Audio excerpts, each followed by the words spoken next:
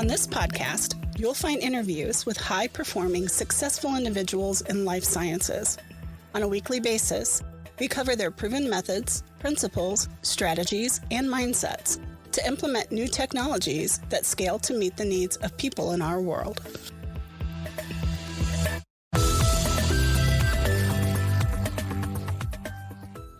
So I wanted to welcome to the podcast today, Mona Jhaveri. Is that how you pronounce your name? Jhaveri. Yeah? Mm-hmm. And so Mona is the leader of a company called Sound Effects. And we're going to delve a little bit into Mona's background as well as what led her to Sound Effects today. So welcome, Mona. Thank you, Don, for having me. Thanks. And so tell us a little bit about your career. What led you to where you are now? Yeah, as we spoke earlier, I'm a cancer researcher. I did a lot of my work at the National Cancer Institute. That was where I did my postdoctoral training. And from there, I spun out a company, and the company was based, and the technology was actually founded in the lab at the National Cancer Institute.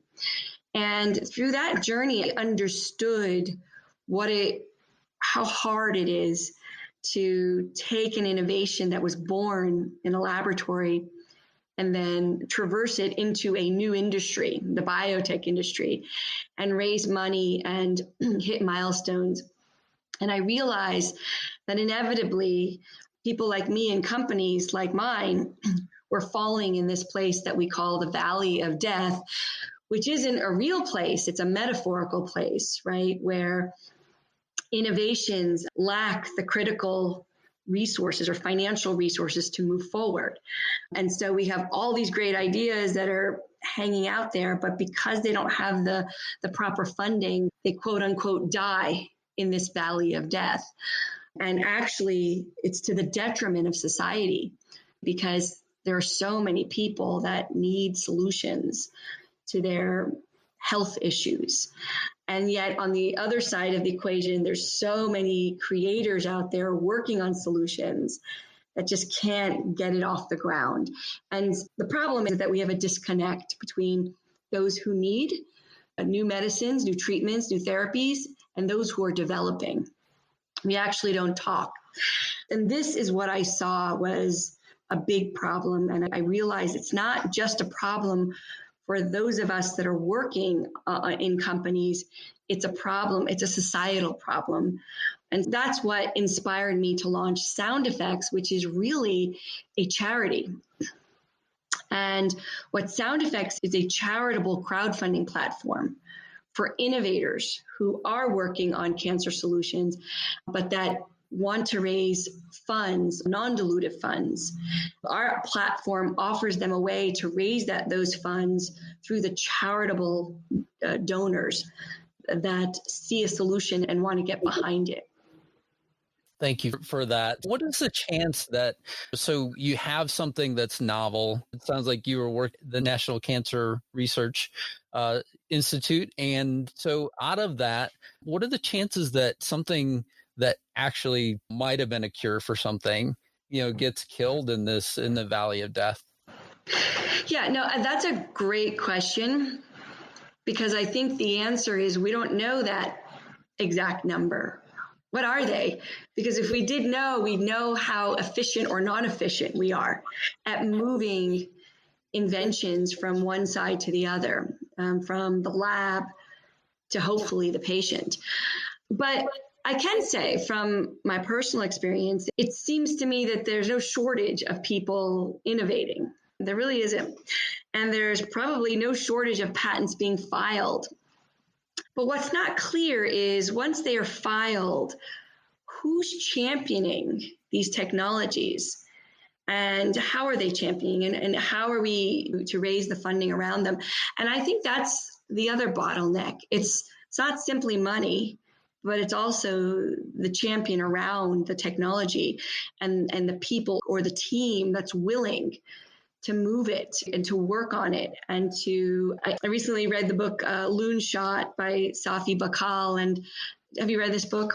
No, I have not. Yeah, it's interesting. And the concept of loon shot is the opposite of moonshot, which, as we know, moonshots are great ideas that we put resources behind. And loon shots are ideas that no one wants to get around, ignored. And yet it's been shown in history over and over that it's often loon shots that had a champion that figured out how to get some money under it, that then became something that we as people use every day or need or has improved our lives. And so I see all these innovations as just that. They're just ideas with warts right now that nobody wants to cultivate, but somebody will. And that's what's going to help us move it out of this valley of death and into potentially something productive. So how long ago did you start sound effects?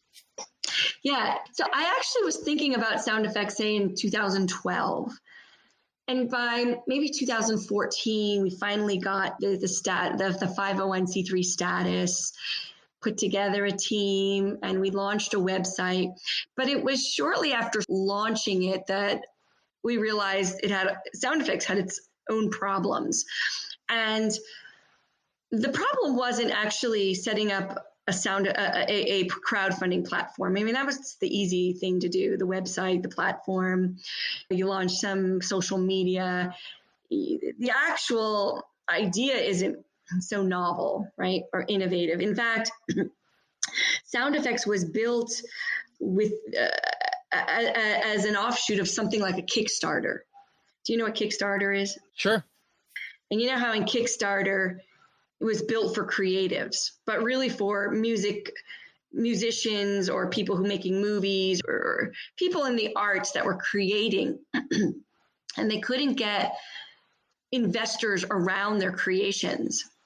So they formed Kickstarter to get their crowd and their people to support it. So I thought to myself, we should do that. We need a Kickstarter, but for cancer. And that's how it was envisioned. But our big problem was the public doesn't know what biotech innovations are. We've always been siloed as cancer researchers and innovators. The challenge here is, how do we now bridge the two worlds? How do we bridge people who care about this issue with people who are innovating to solve the problems? And that's where the music component came in. And that's where we felt like we need to capitalize on a bridge that will help us get innovators into the popular culture and bring this to people so that cancer innovations and the word biotech and all these new ideas that are coming out of our world just become household conversations and dinner table conversations. Did you hear about CRISPR, or did you hear about this gene therapy or immunology or CAR T, whatever it might be? If we can do this with gaming and if we can do this with all kinds of apps, we can do this with biotech too. And that was the idea, that musicians would lead us to a greater acceptance of what we're about.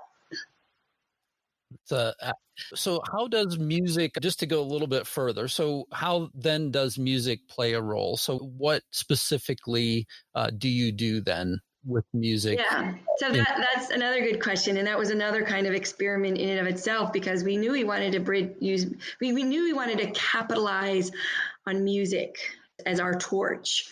But what we didn't know is how we were going to do it. And of course, we could do what other charities have done, because it's not novel to bring music into a cause. And what other charities do is they find celebrities and they put concerts together, or they put galas and this kind of thing. But for us, we couldn't do that. First of all, we just didn't have the resources to make all that happen. And celebrities are expensive and you need deep pockets and came with risk. And so we thought, okay, if we can't get the celebrities, why not emerging artists? In fact, they're influencers in their own right. But that too, they were easier to get to, and they certainly were hungrier. They were hungrier to join a cause and to get onto something. And we needed people to be our influencers of our own cause versus maybe a celebrity that's already tied up in other causes. But the emerging artists were eager to jump on something new and new thinking. And so they became perfect for us. And so we started reaching emerging artists, and we found that there's millions of them. There's just so many of them all over the world. And so we started collecting them. And so on our platform, we have basically a roster of artists. Maybe right now we have 100, but our vision is to have thousands. And then what we do with the artists is we do not do galas. We stick to our virtual theme, which is to hold challenges, virtual fundraising challenges, very much like an ice bucket idea, where we tell the artists, okay, guys, we're going to hold a challenge, and the ones that raise the most are going to get a meeting with a record label, or they're going to get a special performance like with South by Southwest, or something that they care about that would give them exposure. And sure enough, we found that if we incentivized, we could get the results that we wanted. And so that's how we started fundraising. And it took me then to figure out how to get my reach into the music industry, which of course I had none because I'm not a musician. I'm a cancer researcher. And it made me have to knock on a lot of doors, and that took time, but it worked and doors opened. So there is a testament to, if you have the vision and you keep at it, people will jump on it. You'll get the connections that you need. And that's what it was. And it wasn't something that happened overnight. It took time, and it took being able to network my way in and share the story where people would get around it that have no idea what biotech is and cancer innovation is. Because really, if we're honest, what was happening is that the public and the music industry was understanding that we haven't found the cure. We put money into research, and then researchers are going to find the cure. And then once they find the cure and we're sick, we're going to buy it from like Merck or Pfizer, right? There wasn't an understanding that there is this place in the middle that research simply creates discoveries, but the discoveries had to be advanced. And the people to do that were these entrepreneurs and the industry that we call biotech. And that's not their fault. It's just, we just don't have leaders to share it and to tell them that this is the system and they can be part of this system.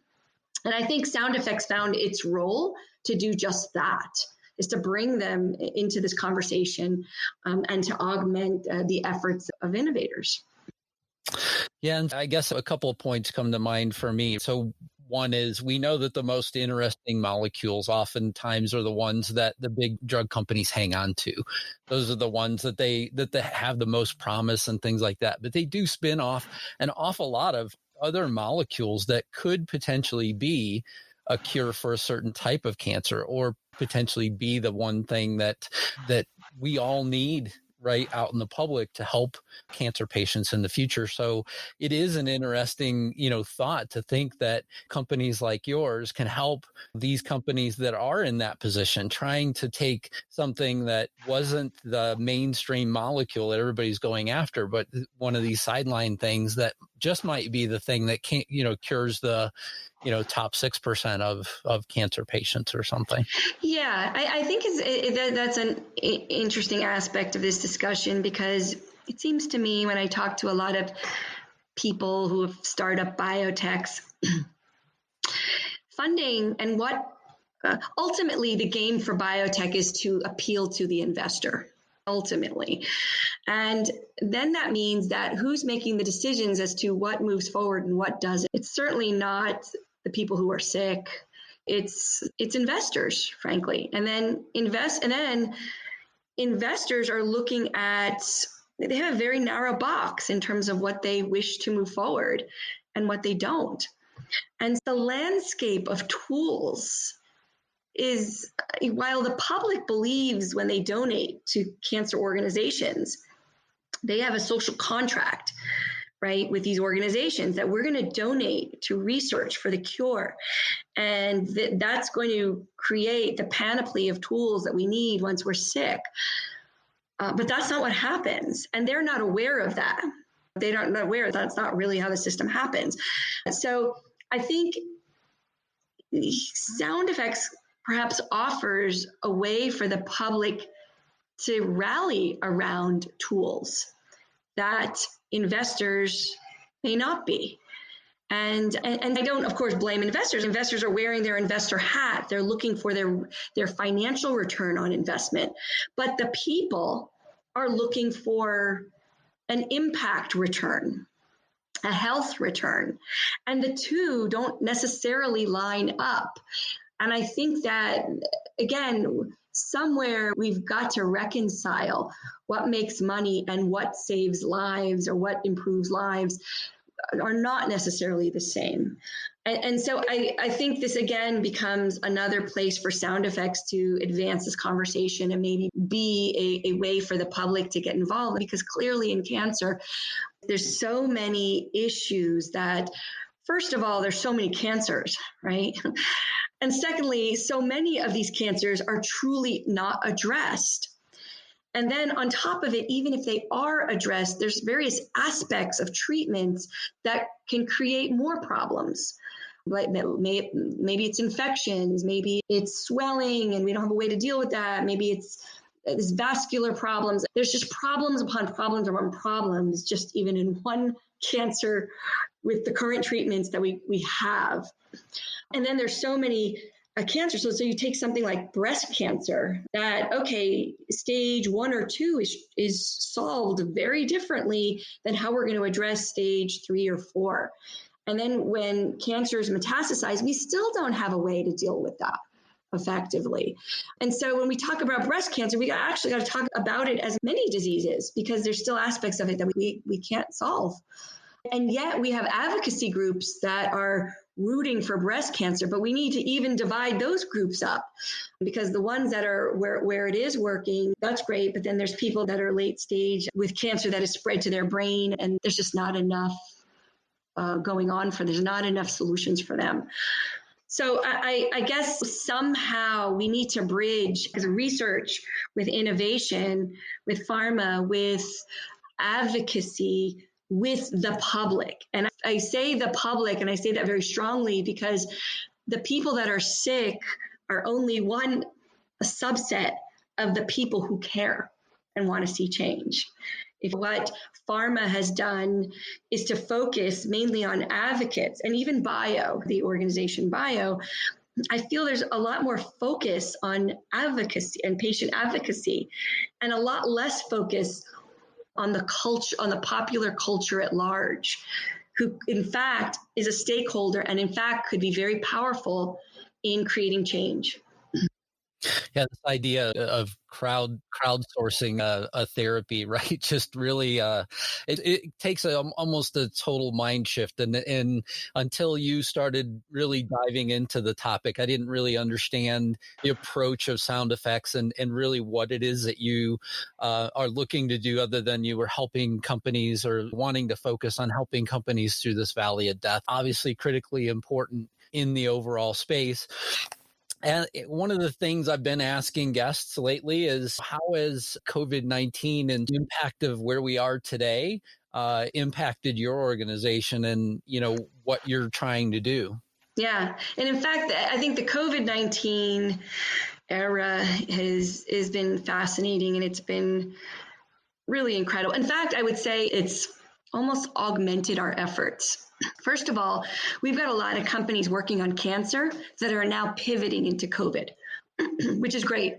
And in some cases, they come on our platform and they want to raise money around these ways that they were detecting cancer or treating. Well, now they can pivot and do this for COVID. Secondly, what's really remarkable is now the public has become sensitized to a whole new conversation around vaccines, around testing. PCR, nobody knew what that was. Lab developed tests, the FDA, all these things that no one talked about are now all we hear about, including, for example, Fauci, who we all know, but the public didn't know. And now he's a guy in the public space. But we need more scientists in the public space. We need more of those leaders. And even the idea of bridging people with science and the scientific community is become a huge part of the national discussion. We need to rely on our scientists. We need to rely on our innovators. This is becoming a huge part of the discussion. And what do our federal institutions doing? Are we believing in them? Are we not? And all of this, in my opinion, has augmented what sound effects is about. And I think, if anything, this has put us in a place. It's all the years you asked me when I started, and I said we launched in 2014. But when we launched, we were just beaten down. People didn't understand, what is this crowd? What? Why is this important? Not only from the public perspective, but even from the biotech perspective. There was tremendous fear about biotechs going on a public platform to reach the public and raise money from the public. There was tremendous fear around that. And so every year, when we realized there were more crowd platforms and more crowd movements, sound effects became more digestible about bridging these two worlds. And so our main hurdles wasn't the actual idea. It was cultural hurdles, cultural within biotech and cultural within our popular culture, about what it is and why it matters and why we should think about it. And even just all these words are intimidating, but now they've become common. So I think for us, it's been huge in terms of advancing what we're all about. It's a great overall journey and story. And I look forward to seeing more and more about what sound effects is doing in terms of ways that people can get involved in sound effects or even look into what you're doing. Can you tell them more about how they would find out more about your organization? Yeah, absolutely. So if there are companies that want to get on our platform and raise money through the charitable crowd, check out our website. It's soundeffects.org. If you're generally interested, check out our campaigns that we're launching. And certainly if you're a musician, we'd love to have you on board. As well, also, we're across all social media. I mean, you can find us on Instagram and Twitter and Facebook and LinkedIn. So we'd certainly love to connect with those interested. That's great. And I will provide links. To all of those as well. So appreciate it. Yeah. So I have 3 questions that I like to ask everybody that I interview. And as we get ready to close out the interview here. So number 1, what inspires you?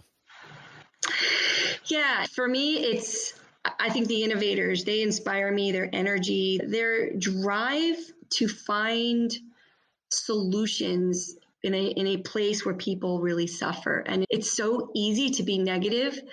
And I think why I love sound effects and why I love what I do is I get to be around all these people that just have ways of solving problems, and they're so excited. Phenomenal. And then what concerns you? What keeps you up at night? Yeah, I do think a lot about how are we going to get this conversation to the people. I would say this has been the number one challenge. And it's taken so much creativity, so much knocking on doors.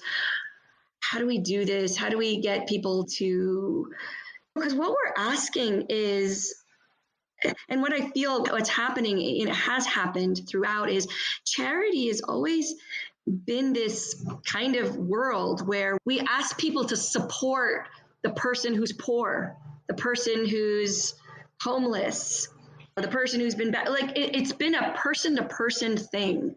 But how can we ask people to support a new system, a new way of doing things? Because people get drawn in by the individuals, but how do we draw people in by changing the system, which is why the individuals are where they are, if you will. And in our case, it's the valley of death, right? This is a systemic problem. How do we get people to buy into this valley of death and not just the person who's passed away from cancer? Like that, they're the reason why they are the outcome of why we can't get innovations through. And if we could potentially save more lives and have better outcomes for people. So we want to connect these dots. And I would say for me, this is what I think about a lot. Thank you for that. And then lastly, what excites you? What really makes you jump out of bed in the morning? Yeah, I think what makes me jump out of bed and getting back to the beginning is when the potential for these quote unquote loon shots, for these ideas that we're never going to get looked at, but now there's a way, now there's a path.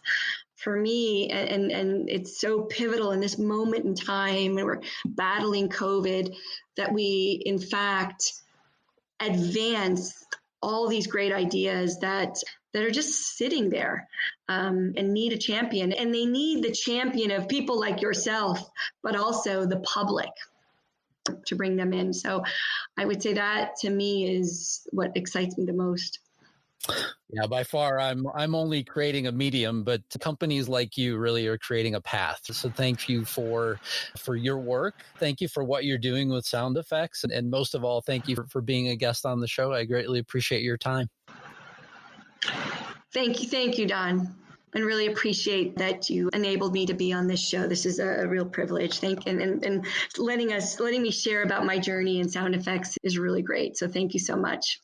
Thank you for listening to Life Science Success. For complete details about this podcast, including show notes, how to get in touch with guests, and more episodes, please visit www.lifesciencesuccess.com. If there's someone you'd like for us to invite to the show as a guest, please let me know by sending me a message at the podcast website. Please click subscribe on your favorite podcast app, share the podcast, or tell a friend about it. And last but not least, rate the podcast. Thank you again.